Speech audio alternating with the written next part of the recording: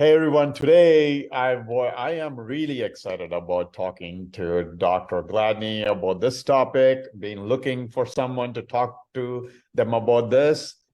Um, to give you a brief description about our background of Dr. Gladney, she has like a multi-talented. She's a success coach. She also does speaking engagement, helps people get into speaking engagement. And then she coaches 40 plus year old men and women in the dating world, single world. And she has a great podcast about it. I'll try to post whatever links I have with Dr. Gladney has, so you guys can go look at the podcast, the coaching material, whatever you guys want to look at. But I encourage you guys to, at least I've heard the dating podcast. They were awesome. So I would encourage you guys to go listen to them. But beyond that, Dr. Gladney, kind of share whatever else you want to share, more information about you, and where they can get more information about you. Okay, well, I'm just excited to be a part of the podcast today and all of the stuff you were talking about. So let me first correct you. I am a success psychologist, not a success coach. Yes, I'm sorry. I Yeah. do coaching within my psychology practice, but I am a success psychologist. The reason that is important for people to understand is because my learning and my degree that I went to school 12 years for is really massive in understanding the human brain, human behavior, how the brain thinks, how it processes information, how we can change our behavior, how we're motivated. So it's really a lot. It's deep into it. And so I always want to make sure that people understand it's not a coaching certificate that I went and got for 3 or 6 months and try to teach you how to do success. My vantage point is that is scientific. What I do is very scientifically based on humans and human behavior and brain interactions and cognitive processing and all of those kind of things. So the programs and things that I have created all have that in mind, to understanding humans to the core of themselves, as well as what motivates you, what makes you tick, those kind of things. And so my programs are tailored to each individual. So helping them to achieve the level of success that they are desiring when I do work with individuals. I also work with companies and corporations because I can go in and analyze their business and find out what's keeping them, blocking them from getting to the next level of success. And generally, they're trying to get past the 5 million mark and they want to get to the 10 million mark. Sometimes people just plateau. People plateau individually in life and people plateau in companies. So I do both of those things when it comes to having people to understand what success is. So just wanted to definitely make that clarification. And then and throughout what I do, realizing that the top two things that block people from getting to their level of success besides their mind, it has to do with your relationships and your money. And so those two things right there really stop up people and they cause a lot of emotional stress in your lives. So I focus on those two things. And with that has come the podcast, Single Life of Dr. G, Dating Over 40. Mm-hmm. And understanding that me being married, having been married for 24 years and then going through a divorce and re-entering into the single world, it's really important to just kind of see what was out there and how people were moving and living their lives and all of that. So with all of my knowledge and research and science, I bring that to the table as well as the experiences. So everything that I do is really completely different. It's not just somebody having a voice and out here talking.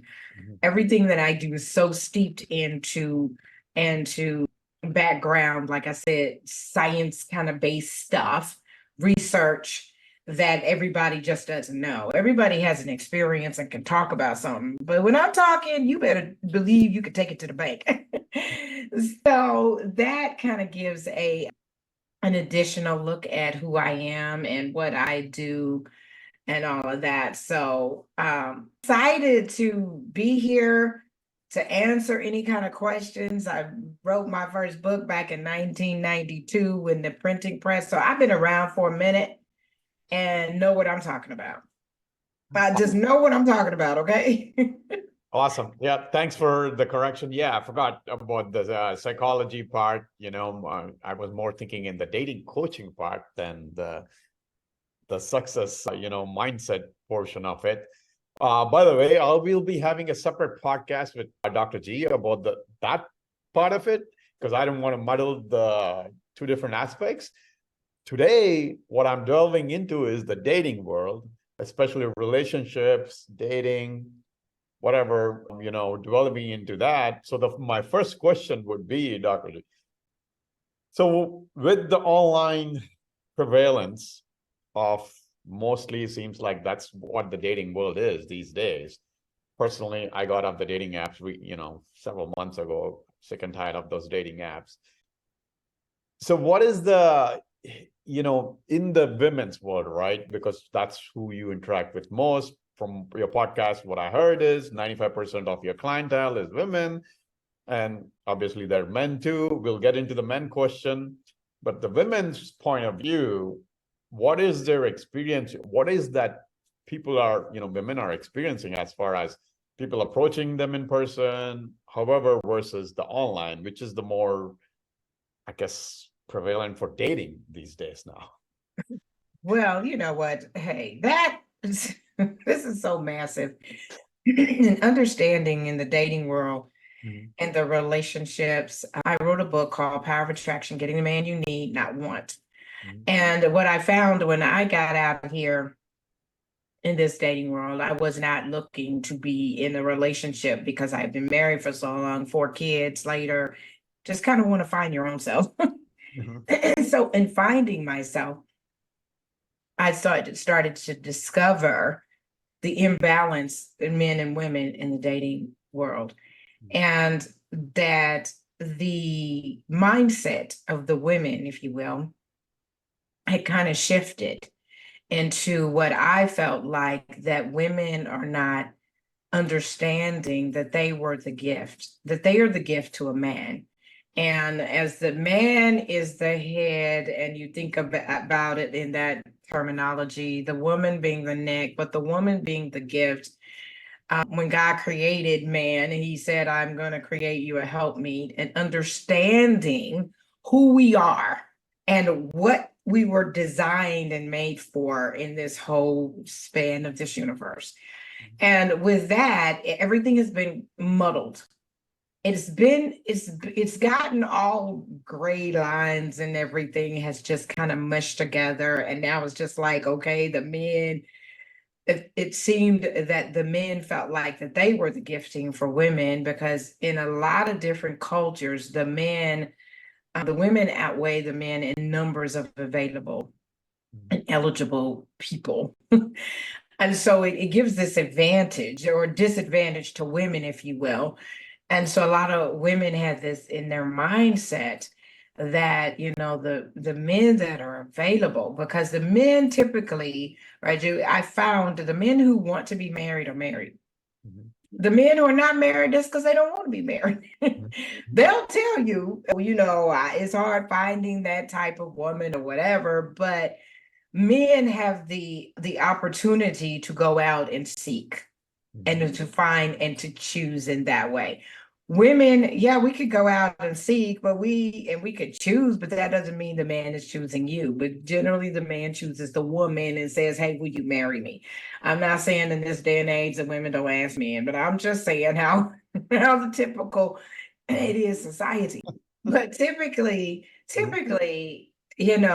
that's how it is. And so what women are finding out here is that they're not being selected by the same level of men. And when I say level, because when you talk about professional, you talk about educated, you talk about, what you do for a living, and all those things, then to some women that matters, that for compatibility purposes that they'll be able to be on the same page with each other with a lot of things. And because of the numbers of males that are entering into college and all of those kind of things, it's so many dynamics. So what's happened is left a lot of women out here saying, you know what, I keep running into jokers. I keep running into guys that are not serious. Commitment is a large issue. Well, yeah, it's a large issue with men, because I've already said the men that want to be married in a committed relationship are.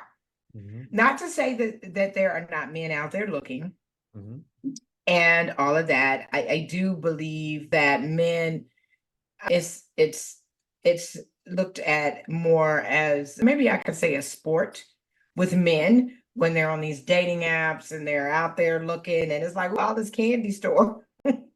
The women that are on a dating app are typically wanting to find a committed relationship.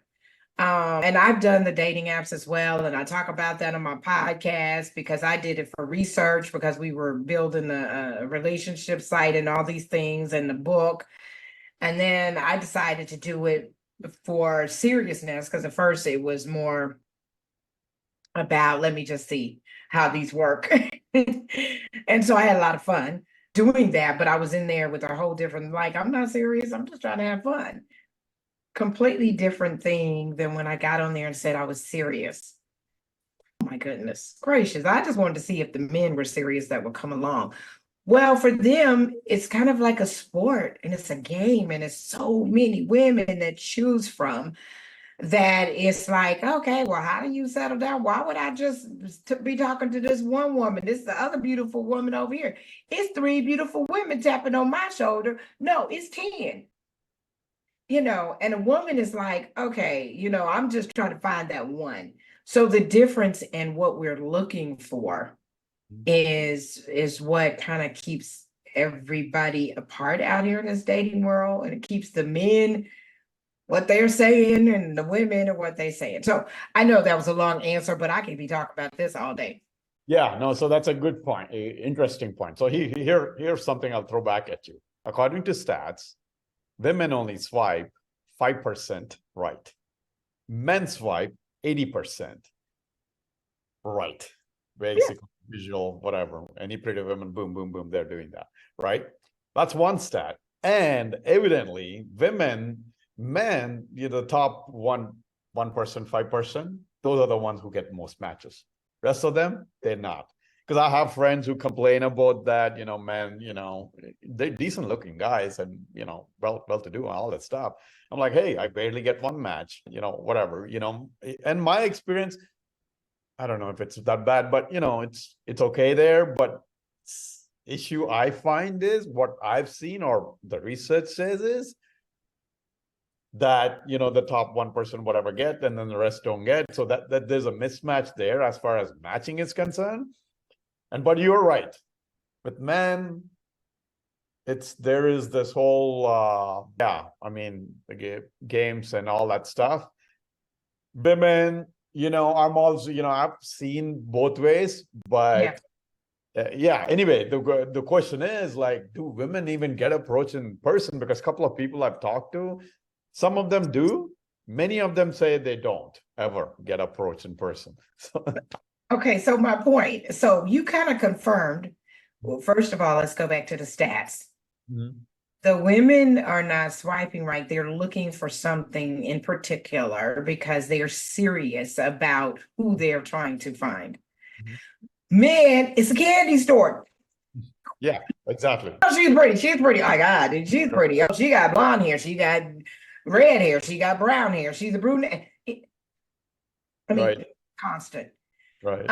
That's one. With the research and swiping to the top 1% of men. So we'll talk about the app, and then I'll switch over to the in person. On these apps, men don't know how to present themselves because you're not used to trying to look your very best and present yourself in a way that somebody take this picture, because everything is really visual online. Everything is visual. And women are visual too. Men don't think of it in that manner, but women are visual. So a man doesn't say, let me dress up and take a nice picture, make sure that my hair, you guys don't wear makeup and all that stuff, but women put all that time and energy into Right. making sure that they look their very best. And if I could show you some of the pictures that I've seen on this online, I'm like, are you serious? That's why they're not getting swiped. And then men that want to take off their shirt and Yeah, it's so, bathroom selfies. and then they take selfies in the mirror that you can see they bath. It so that they're not going to get swiped because you're not presenting your best self. So that, I could help with that research that right there. So that's why. So then the men that do present themselves, they're going to get swiped because it may say the same thing. They're what they have put down about themselves may be the same, but if their picture, and it's kind of like, really? Okay, so that's one of the reasons. Now, in person, it is a different thing. And I was just telling somebody this because when I went to a birthday party on Friday, so was it Friday or Saturday now? Anyway, it's No, no, Friday. no. And so we're at this place and the music is going and all this stuff. There was several men there. None of them approached me. None of them I saw really approached any women. They stood over in a crowd with themselves and they stand there. And so a lot of times men, they do not come up and they don't do what it used to do, that men would come up and tell a woman, you look really nice tonight, or that's a beautiful color you have on, or whatever. Not anything creepy, because what's really interesting is the creepy people will come up to you and they'll say all kind of stuff. So when women are talking about a man not approaching, we're talking about a man that, again, is that we feel like is eligible and on the same level that we are, the professional, the whatever that you may be looking for. When I say professional, I'm not saying that you got to have on a suit and tie. I'm just saying at the intellectual level and all of that. So yeah, men are not doing that. And I don't know. I know women tend to, a lot of times, they tend to run in packs, as we do. We have 3 or 4 friends with us, and we all get your girls and you're going out. So you're not going to be by yourself. And so I do know, and I tell women that men are not going to come up to when there's 3 or 4 women, and they're not going to come up. They don't even know which one to pick. Right. And they're scared if they pick the wrong one, they're not going to have a chance with anybody else. So they're not going to come up when you're rolling deep. They just don't. Right.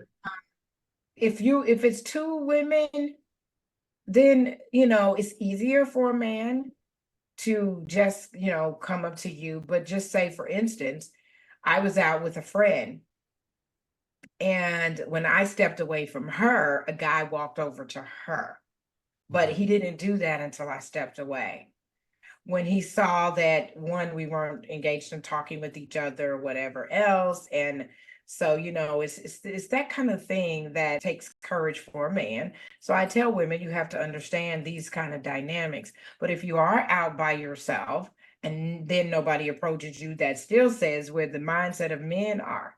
A lot of men feel like, I shouldn't say a lot, some men feel like they should be approached, because women nowadays are more assertive in that manner, and they will walk up to a man. And so men are like, and I did the research in my book, and I interviewed 60 men that were 40 and over to find out what they're looking for in your 40s, 50s, and 60s versus when you were 20 and 30. And that was one of the questions. Do you mind if the woman initiates it? And a lot of men were like, yeah, I want her to initiate. She could buy me a drink because that lets me know that she's a woman that knows what she wants. So, you have all of these kind of things that society now has muddled up everything. So that the men are not, and then men are not feeling confident about themselves, getting to the stage of being married or not, or whatever that may look like out here in this dating world. You know how many times they've had to approach somebody and bring up the courage and say, well, can you dance or whatever? And then you go, no, that's a lot. So I do try to help to see from the man's standpoint and the women's standpoint, from both vantage points, that listen, we got to be able to understand each other. I used to go over to guys and go, why, everybody's, supposed to be dancing on the dance floor. Why are you guys not asking a woman to dance? Why are you standing here with a drink in your hand talking to your friend? You just standing here watching. All of these things turn women off. Mhm. So men, it's like everybody needs some help. They do. Yeah, no, they do. Excellent point. So there's several things, right? So, there was a lot of, great things you said, accurate things. And I would say 100% accurate. If there's a pack of women, I'm not going to approach, because who the heck knows who's going to turn negative there, right? Who's going to yell, right? Who the heck knows? First of all, obviously that's one factor. I would say for any man to approach a pack of women. I mean, it depends. If it's a networking event or something, or a social party or something, that's different. Then there's different circumstances. But like in a bar, or I don't know, restaurant, whatever, you're not going to. The man is not going to approach stuff. What you were saying is a rejection factor is always there for a man, right? Hey, more than that, I think most men, like I'll tell myself, right? The factor is, hey, is she going to yell or something, right? For approaching. So that's always the fear factor. It's not real. That's the brain, right? The brain, how our brains work is there's always that fear. Oh, that whatever, that leopard or something coming at us, right? So that's an excellent point. And then I guess follow up to that is like, what are the, I guess, kind of the tips on the approach of what should be said? Obviously not the creepy things, or whatever, I don't know, look sexy or whatever, that's all stupid. But if you're going to approach someone in, let's say, a bar, restaurant, or a grocery store, whatever the case is, right? What is the proper approach you teach, I guess, men, like, or what women like? Hey, Yeah. you dress great, cute, I just want to talk to you too. What are No, the types of yeah. approaches? So it's real. I know it's going to sound so simplistic, but just saying, I like your dress. I like your outfit. That color complements you very well. I noticed you're at the grocery store. I noticed you and I like your smile. You're just letting somebody know that I see you. Mhm. And based on how she responds back to you, you could tell if she's interested. If she's interested, she's going to smile and she's going to say, "Oh, thank you. That's so nice," or whatever. If she's not interested, then she'll make go, "Thank you," and not even look at you, because she's like, "I hope he don't come over here." That's what a woman is thinking. That's what she's thinking. And so it's things like that. And if it's out at a function or event or a party or something, then it's easy to say, "Hey, I noticed you when you walked in." And then now you do with the compliment, "I would love to buy you a drink," or, "What are you drinking tonight?" Those kind of things that are just really simple, that a woman don't want anybody too aggressive. I mean, she doesn't want, that's when the creep stuff starts. And it's that kind of thing that just seems genuine. Women like confident men, just like men like confident women, but women like confident men that don't seem like they're nervous and scared to come over and talk to you. It's like, okay, come on now. So at the end of the day, presenting yourself in a very self-assured manner, very confident manner, that is going to draw a woman. So when you confidently can say, "Yes, I would like to buy you a drink," and you are, again, the look, all of that matters to women, how you are put together. When men just come in with polo shirts and some khaki pants, and you just like, and we're dressed to the nines and have heels on, and it's like, okay, you may be one of the best guys, you may be the nicest and the kindest, but she's not gonna get that unless we're at the golf tournament where I got on a golf shirt. I'm on a polo shirt too. So you see what I'm saying? So it's just those really nice things that you can compliment a woman to get it started, to get a conversation started.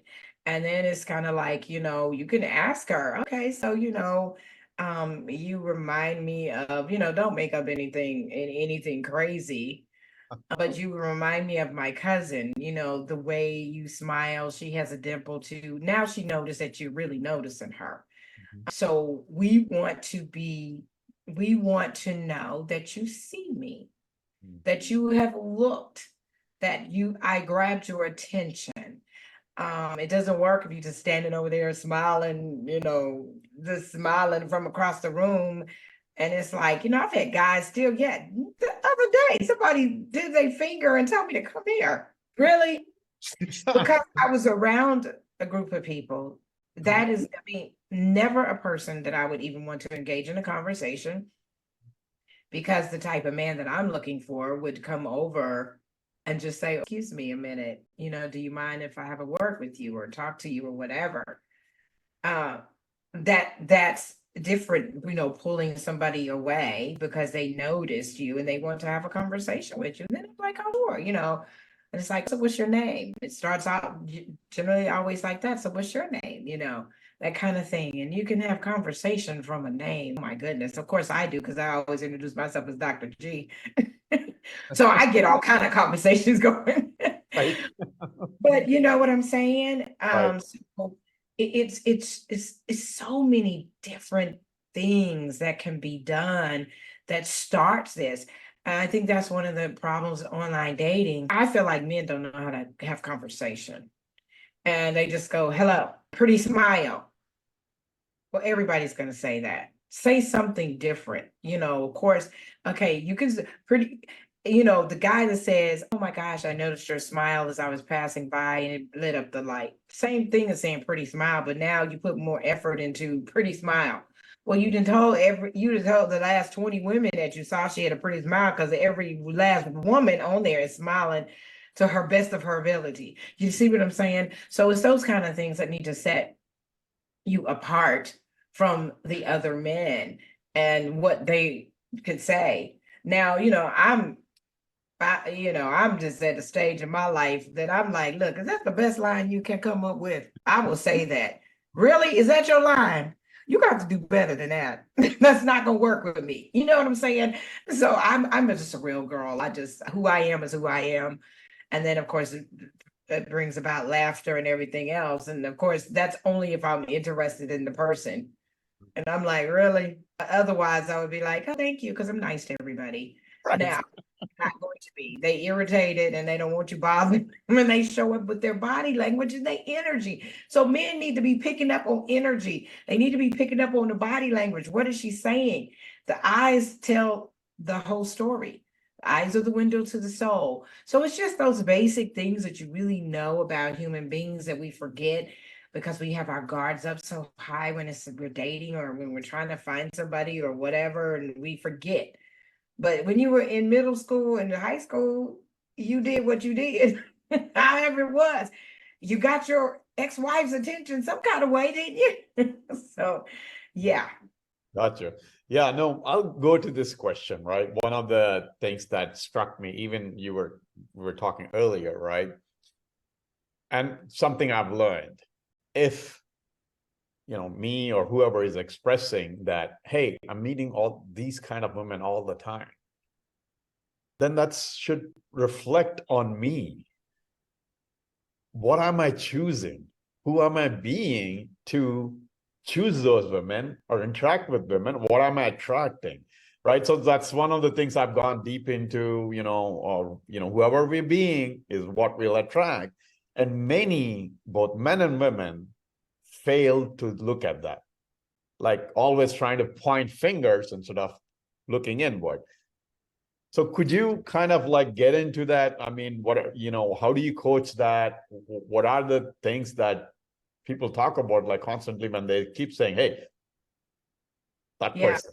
And so my program that I have for singles, it talks about that, because really it is, and you hit it spot on. It is what the energy that you're putting out that comes back to you. It's all about you. So you keep attracting the wrong person, that's you. And it's you attracting it. So then there you have to say, well, what's wrong with me? And without being in a negative, there is something that I'm doing. What is it that I need to change that's going to bring me about a different result? So in the program, I talk about the things. So you got to look deep inside of yourself and know who you are. Know who you are and what you're looking for and what you need at this time in life, and not necessarily what you want. I talk a lot about some of the stuff that we want is the reason why you keep attracting the same, because it's a visual thing that you're looking for, and you keep wanting this woman that looks like this, or this man that is 6 feet tall and looks like this. You want a woman that has a Coke bottle shape, or she whatever it is that you're looking for, and they're not what you need. And you have to say to yourself, well, how's that worked out for me? It hasn't. Okay, so so I need to change this, but people don't know how to change it by themselves, which is why these things are so important to go through and really understand, where you are at this time in life. And when you're in your 40s, 50s, and 60s, and some people 70s, my oldest client that I work with, she was in her 80s. So you never get too old. Yeah, You can find a man. There's some 80-something-year-olds out there. Okay. there you go. At the Uh, end of the day, it's never too late to look inside and go, okay, so what am I doing? What is it that I'm looking for? What do I want? Most people can tell you what they don't want, but yeah, when it comes to really and it goes beyond what you want, but what you need. What do you need, and what type of person do you need in your life at this particular time? Most people in their 40s, 50s, and 60s, they have kids. Some of them, their kids are all grown. They may have grandkids. Okay, so you need somebody in your life that understands that. They may be on that same pathway. If you get somebody who's never had children and don't have that kind of concept, so it's a lot of pieces that we just kind of miss over and think that this love thing just happens through osmosis, and it doesn't. It is an intentional kind of thing. And so you got to know what that is so you could put that type of energy out there to only attract that type of person. gotcha, And if you don't attract them right away, right away they're not, and you're not going to waste your time or their time. gotcha. Yep, that's very true. Well, let's get into the other question. It's been percolating in my mind now. The 40-plus-year-olds, men and women, some of them never been married, wanting to have kids now, which I kind of always amazed when I have men friends who are 50 plus looking to have their first kids. I'm like, are you kidding? Are you kidding? So fine, men biologically obviously can reproduce up to, I don't know, whatever, 90 plus, I guess, right? But for me, that seems foolish. You made a choice, you came here. Same thing with women. Like a couple of women I've met, 40 plus, they never had kids, now looking to have kids. They want to start a family. I'm like, you should have made the choice a long time ago. Yeah, potentially possible. It's not saying it's bad, but the expectations there, I felt, were kind of out of sync with what the reality is. So how do you kind of, deal with that? How do you can you talk about that? What is how should men and women kind of maybe dial back the expectations, or maybe, I mean, there's a balance, right? You don't want to have low expectation, but the expectation can't be this high either. So how do you, in that scenario, the kid scenario, what would you say? Yeah, so for men, they can't have children easy, 50, 60, whatever. And if they're just starting a family, they don't know any different, because they just starting a family, so they don't know what it's like to be 30 something having children. Right. They desire, and they still can. I tell men they're in their 50s, if you want to have a baby with somebody, you're going to have a younger woman in your life. Mhm. So she ideally would be in her 30s, maybe some 40s, but we do have a biological clock that ticks. Mhm. And it's real. It's real. Your body just changes, and it just goes through what it goes through. So men have to understand that. And if she is, there's going to be a big age gap. And you just have to know that. But if that's what your intention are and that's what you're looking for, there are plenty of women out there that would want to get with the older gentleman who's already established, who has plenty of money, who can take care of her, and etc. So that's not generally the problem with the men. It's more of a problem with the women. Um, Most often than not, I find that the women, they have wanted children. They just didn't find that partner, that compatible partner. Now they're 35, now they're 40, now, they were doing it at 35 and thought it wasn't going to take 5 years. They may have had a relationship and broke up with him and decided, okay, something happened and he wasn't going to be the best partner or father. And then, you're 40 and now the biological clock really ticks. Not to say you can't have a baby between 40 and 45, but back when I was having my children, they were like, when you turn 35, it's like all the dynamics change and they put us through all these extra testing and acting like, so I think I had my last child at 35 and I felt like I was ancient. But I knew because I'd already had babies. And so I knew what it was like having them in my 20s versus 30. And I was like, oh gosh, this is a lot. Well, but people that don't know, don't know. So you could still have a baby between 40 to 45, high risk, all of that. But now you're under a lot of stress, pressure, whatever.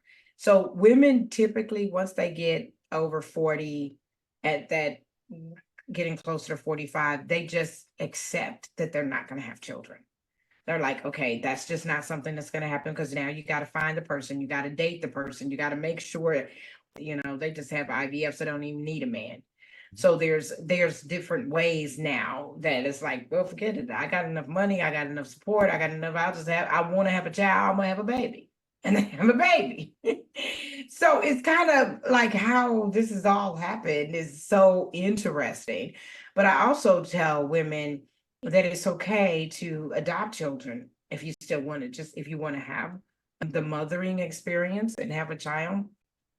And so there are other options, so that you don't feel like, but there is a grieving process that happens. And I do work with women because you have to grieve that part of the life, that part of the dream that dies, that you're not, that you thought you were going to have, this, be married and have 2.5 kids or whatever people think about and think that they want in this life. So that there are some things that you have to go through on an emotional level. But typically it's not the woman saying, well, I'm gonna wait, not that she's not trying to wait, but she didn't want to wait this long until she was 40. It was like not being able to have that compatible partner that would be that person. So yeah, that's how I kind of help people through that. Awesome. I mean, could you, I guess, yeah, I never heard about this. You made a great point, or maybe this is the first time I'm hearing about the grieving process people have to go through, or women have to go through if they wanted to have kids, but then it's kind of too late. And if they don't get over it, then obviously they're always, I mean, that's a great point you made. I guess, yeah, hey, that's another one. If you want to talk to Dr. G about, you should probably reach out to her, go through that process, because that seems like a critical thing. Yes. Whatever. Yeah, I mean, yeah, the past constantly is projecting in the future. So you're always living in the past, but not really. You're living in the future with the past, right? Yeah. That's what is happening. So, well, with that, the next question I have, I don't know how much time of ours, but I'll stick to the last question on this one. One of the big issues I see, even for myself or anybody else, even in my marriage, right? One of the things is the need for someone else to fit to our thinking, belief system, whatever, instead of accepting the other person as they are. Yeah, I'm not talking about go find a crappy, idiotic, or narcissistic, whatever. No, once the values are there, the common values, and you live them for a year or two, then it's not the values, it's something else. Hey, they don't put the dishes to wash the dishes or throw the clothes or whatever, money, whatever.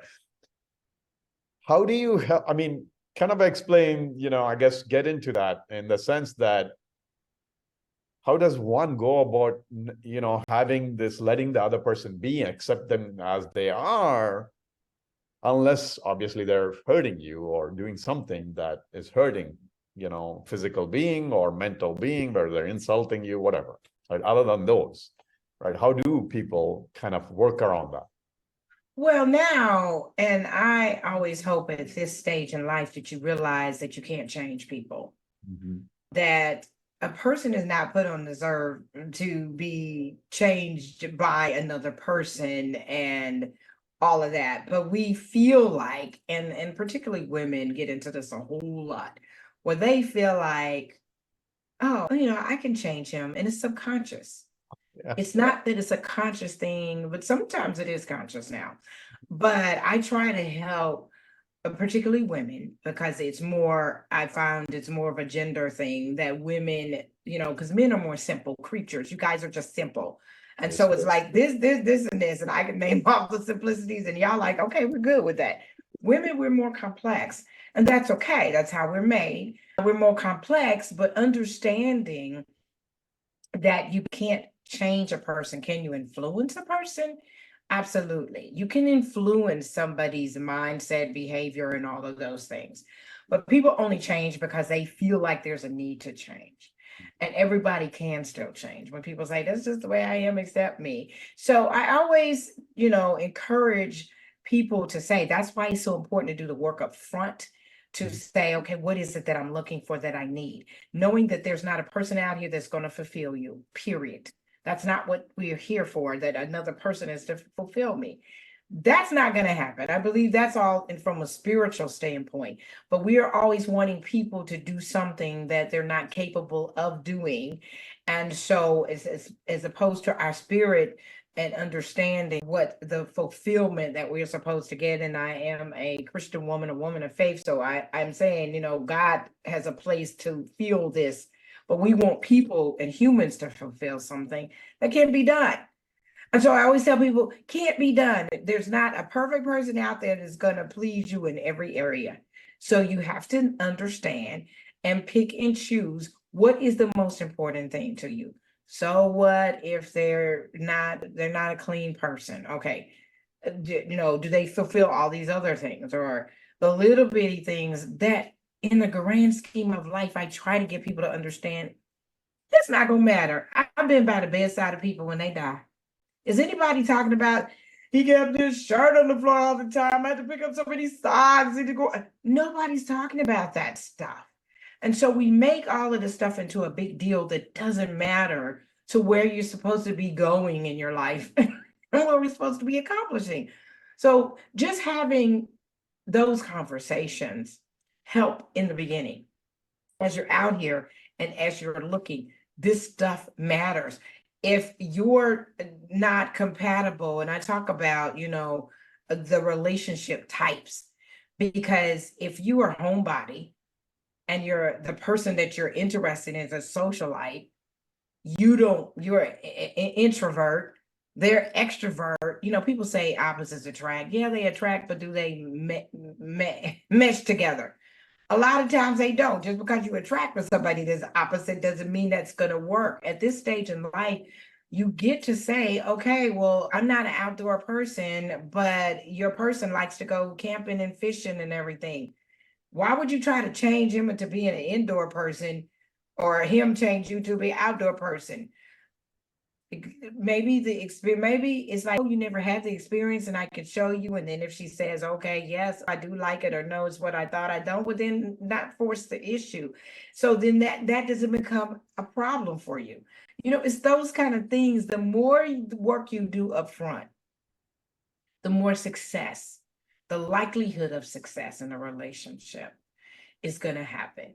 We didn't know this when we were young and just dumb and loved like somebody because they were cute or whatever else. You got married to them.